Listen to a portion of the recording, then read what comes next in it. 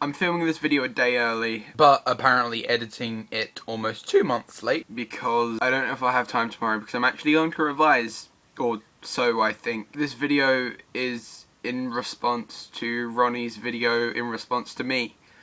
Because she wanted to know how the education system in the UK works, and I wanted to make that video for ages.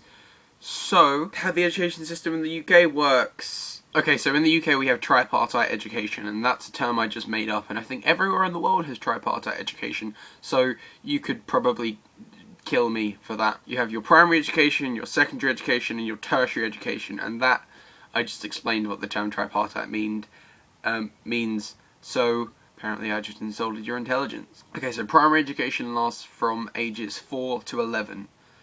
But it's dividing into 2 key stages, which normally coincide with 2 different schools. So from ages 4 to 7, I think, you're in key stage 1, and that is normally in an infant school. So you have year R at age 4, year 1, and year 2. That is the first stage. That's why it's called a key stage. Then from ages 8 to 11, you are in a junior school, normally. Sometimes people combine infant and junior school and just call them primary schools. But that comprises years 3 to 6, so ages 7 to 11. Sorry, I have a really itchy nose. Then things get complicated, because I live in a funny part of England, and I don't know how many places do it. Where I live, at age 11, you can take something called the 11 plus, but they've changed the name of it now. I think it's just called the selection test, which sounds really weird, and no, why are you calling it that? That decides if you decide to take it. If you pass that, then you can go to a grammar school. But just because you pass, it doesn't mean that you automatically get in, I don't think. So, I don't know. If you get into a grammar school, then basically you're just in a place with smart people. But I go to a grammar school. Not always smart people. But essentially it's just people who are deemed to be slightly smarter. I think there's generally a better quality of education in grammar schools as well, but that's probably my elitist grammar school brain talking, so I won't say that. Then you move on to secondary school, regardless of whether you pass the 11 plus or not. But oh yeah, not all places in the UK take the 11 plus. Like, I think it's just like 3 counties, and I happen to be in a county that still does that, so it just depends. So secondary schools, we're going to ignore the differentiation between, I think I just meant difference there. We're going to ignore the difference between grammar schools and normal high schools, I guess. I don't think anyone actually calls them that. But we'll just assume that they're the same. And I'm only going to be talking about how things should be done, which is how things were done at my school. But a lot of schools are starting to do different things now, and I'm only talking from my perspective because the education system in the UK is about to get royally fucked. So yeah, secondary school is from ages 11-ish to 16-ish. I mean, like, it can be like 12 to 15, but you get the idea. It's from the year in which you turn 12 to the year in which you turn 16.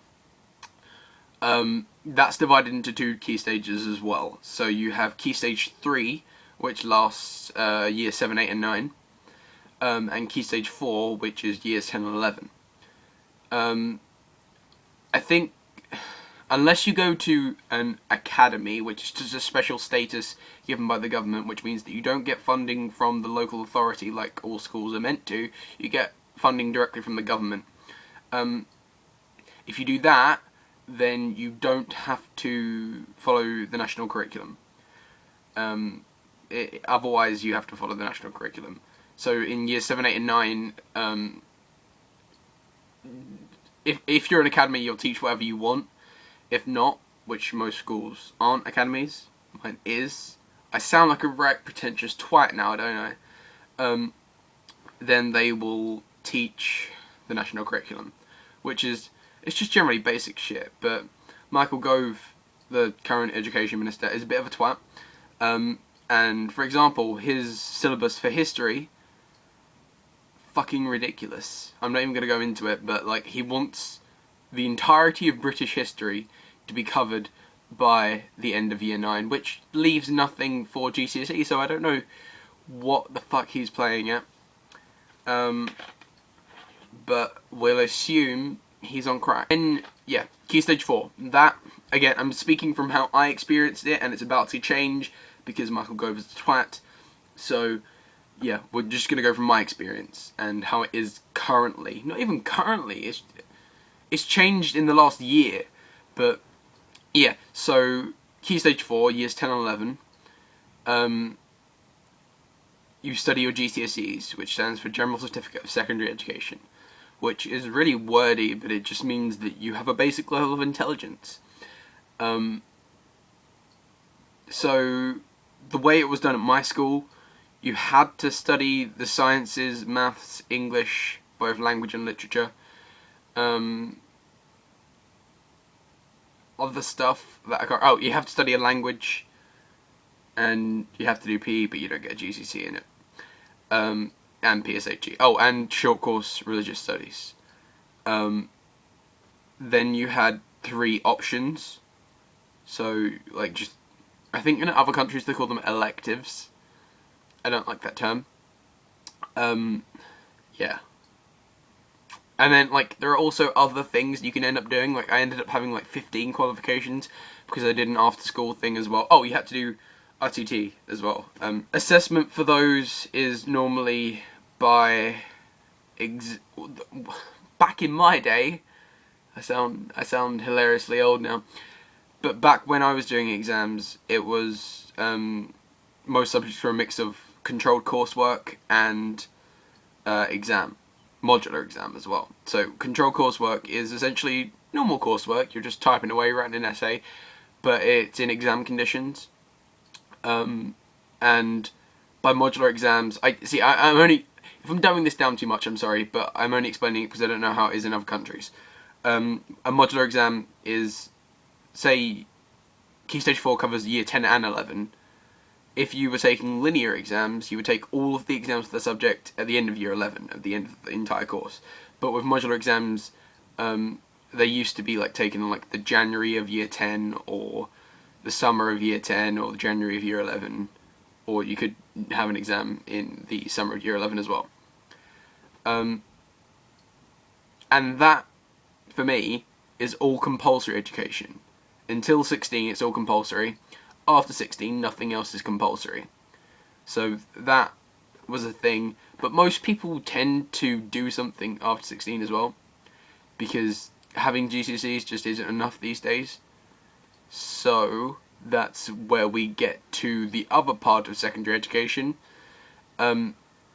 which is confusing. It's Key Stage 5. No matter what, it's always called Key Stage 5.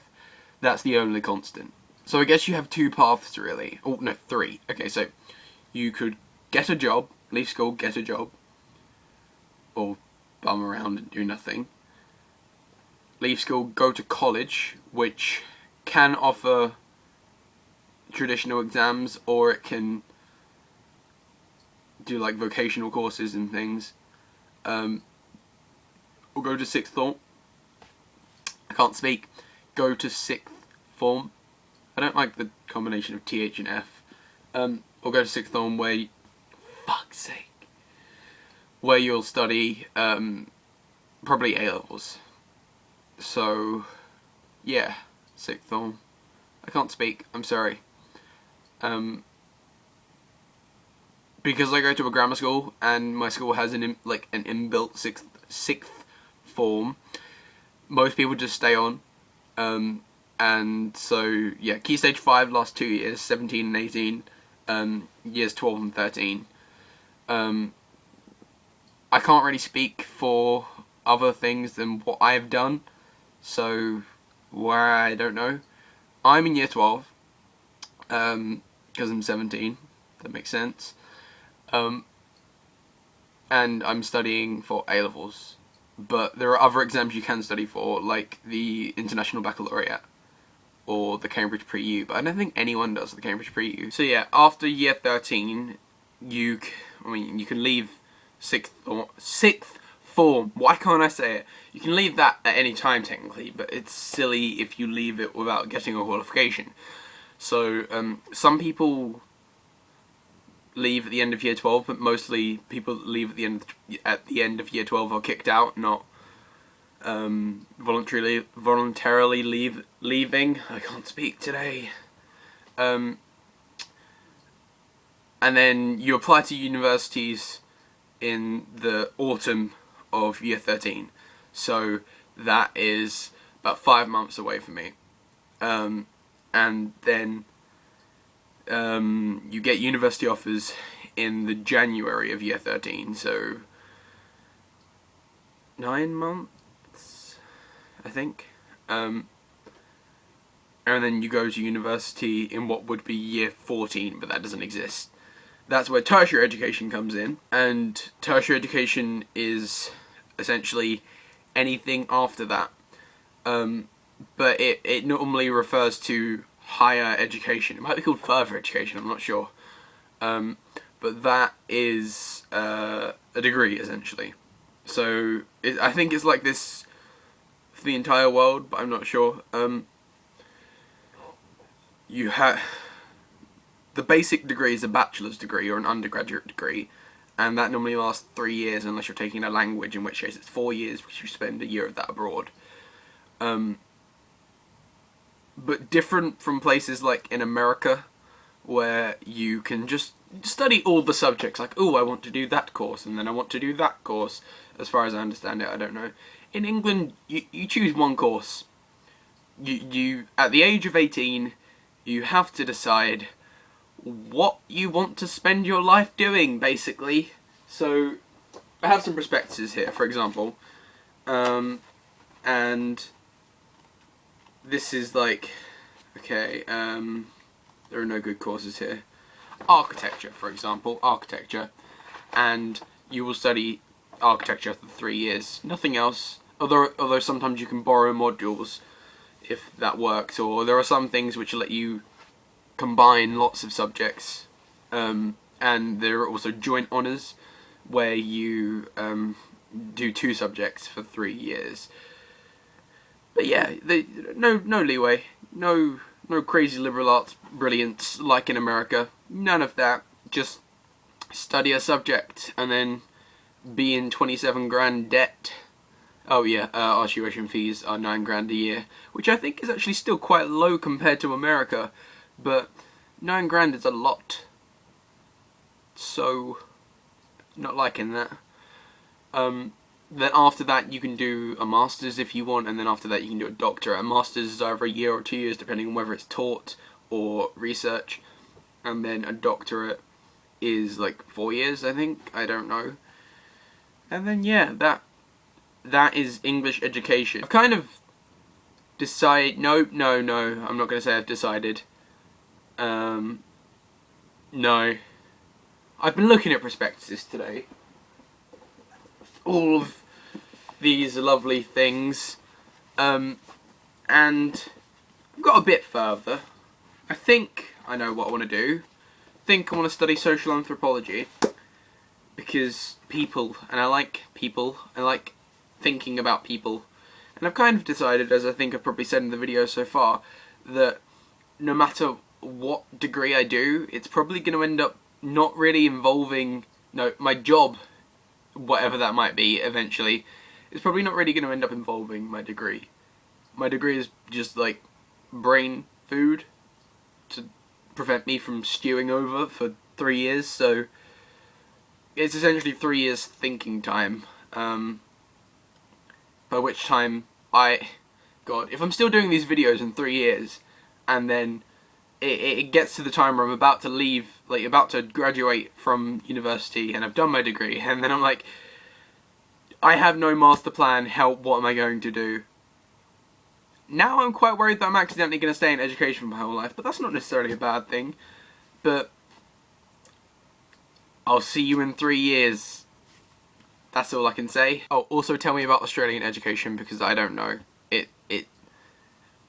It's probably similar to American or English in some way, but tell me about it because I don't know. And as a 2-month late addition to that, I would like to invite anyone who has any degree of education to tell me about either their education system or their experiences of education, just because I'd like to hear it, because I like hearing about education. So, with my weird speaking done, I will see you probably in an hour or two. I have another video to edit.